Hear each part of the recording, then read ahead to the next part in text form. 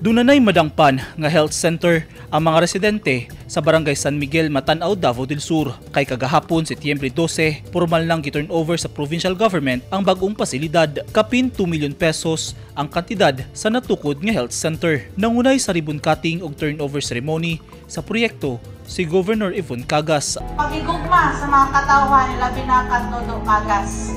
So, kato pa lang, nakita na ko, naingon ko na kinahanglan na ko mudagan aron ang legasiya ni late Governor Dodo Cagas dili masayang o dili makalimtan sa mga katawan sa Davao del Sur.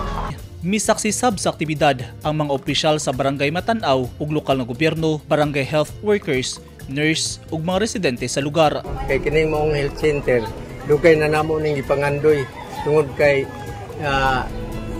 usa kini sa mga priority nga gikinahanglan gyud sa katawhan nga makatubag sa ilang mga panginahanglan. Malipayon kaayo ko nga nakita na ko ang tanan kaayuhan nga gihimo sa ato ang gobernador gikan pa sa kang late Governor Dodo Cagas nga karon ipadayon ang maong legasiya ug nakita namo ang tanan nga maayong kaayuhan nga gipadangat din sa amo ang barangay, labi na sa amo ang bag-o karon nga health center. Kung inyong makita nindot kay siya kalipay to kay namong dako ni kay nakita namo kung giunsa pud nila pagpalangga ang mga residente diri sa Barangay San Miguel. Gikuha sa provincial government ang pondo sa proyekto pinaagi sa calendar year 2022 Supplemental Budget number 2 20% Development Fund. Eugene Hinutan, Newsline Philippines, Davao Region. Stay safe.